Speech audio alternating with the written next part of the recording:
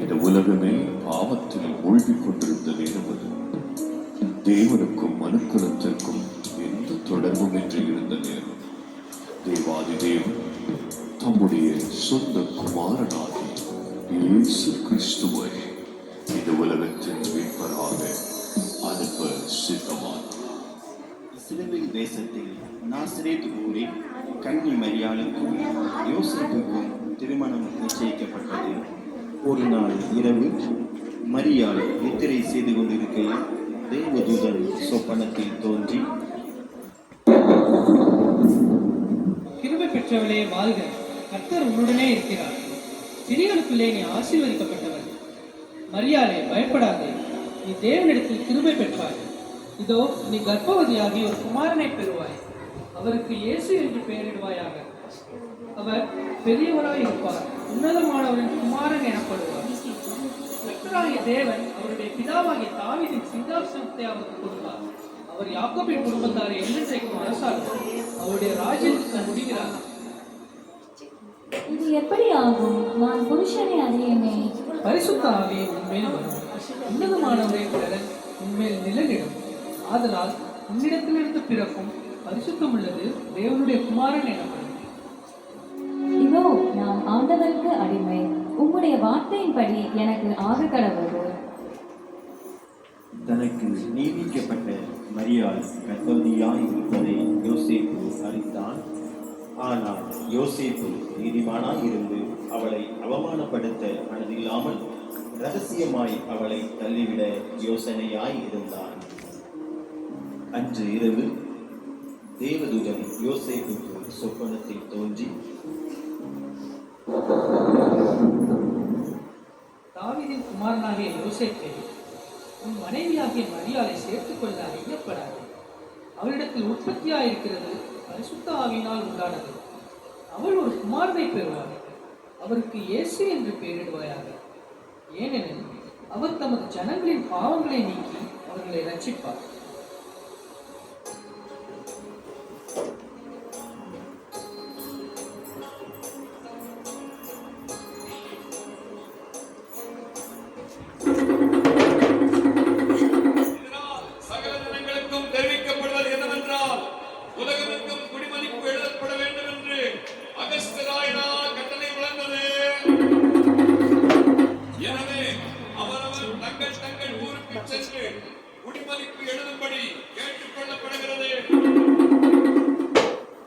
யோசேப்பு தான் தாவீதின் வம்சத்தாலும் குடும்பத்தானுமாய் இருந்தபடியினாலே தனக்கு மனைவியாக நியமிக்கப்பட்டிருந்த கர்ப்பவதியான மரியாளுடனே குடிமதிப்பு எழுதும்படி தாவீதின் ஊருக்கு சென்றார்கள். மரியாளுக்கு பிரசவ காலம் நேரிட்டது. சத்திரத்தில் போய் இடம் தேடினார்கள். ஐயா, என் மனைவி பிரசவ வழியாக எழுதப்படுகிறார், ஒரு சத்திரத்தில் இடமளிக்கிறதா? இல்லை ஐயா.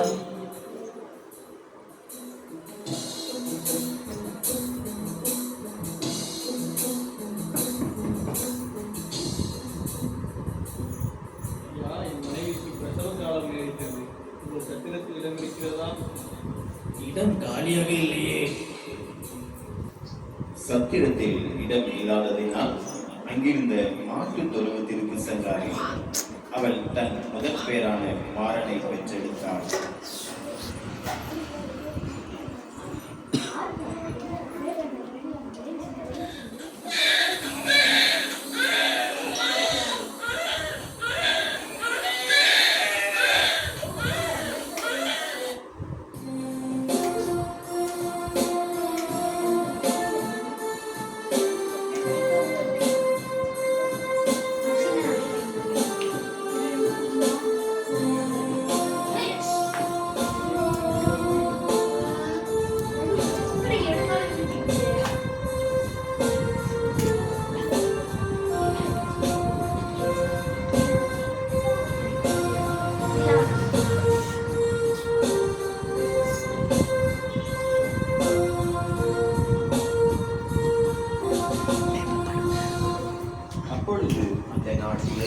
மேய்ப்பர்கள் வயல்வெளியில் தங்கி ராத்திரியிலே தங்கள் மந்தையை காத்துக் கொண்டிருந்தார்கள். அவ்வேளையிலே கர்த்தருடைய தூதன் அவர்களை நோக்கி, பயப்படாதீர்கள். இதோ எல்லா ஜனத்திற்கும் இந்த சந்தோஷத்தை உண்டாக்கும் நற்செய்தியை உங்களுக்கு அறிவிக்கிறேன். இன்று கர்த்தராகிய கிறிஸ்து என்னும் இரட்சகர் உங்களுக்கு தாவீதின் ஊரிலே பிறந்திருக்கிறார். பிள்ளையை துணிகளில் சுற்றி முன்னணியிலே கிடத்திற்கு காண்பீர்கள். இதுவே உங்களுக்கு அடையாளம். நாம் பெத்லகேம் ஊருக்கு போய் கர்த்தரால் நமக்கு அறிவிக்கப்பட்ட அந்த காரியத்தை பார்ப்போம் வாருங்கள். அவர்கள் தீவிரமாய் வந்து மரியாளையும் யோசேப்பையும் முன்னணியிலே அழைத்திருக்கிற பிள்ளையையும் கண்டார்கள். கண்டு அந்த பிள்ளையை குறித்து தங்களுக்கு சொல்லப்பட்ட சங்கதியை பிரசித்தம் பண்ணினார்கள்.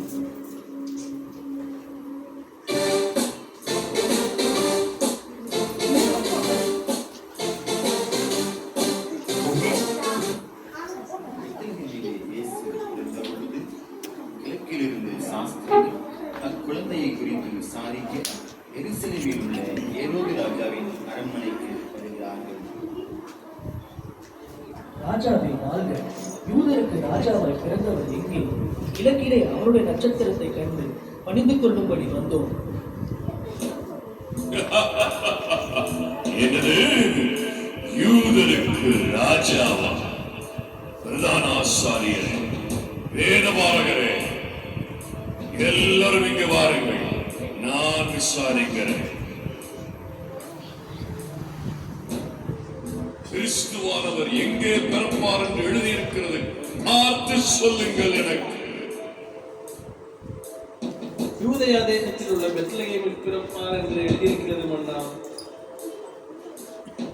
அப்படியா? நீங்கள் போய் பிள்ளையை குறித்து திட்டமாய் விசாரியுங்கள். நீங்கள் அதை கண்ட பின்பு நானும் வந்து அதை பணிந்து கொள்ளும்படிக்கு எனக்கு அறிவியுங்கள். நல்லது, போய் வாருங்கள்.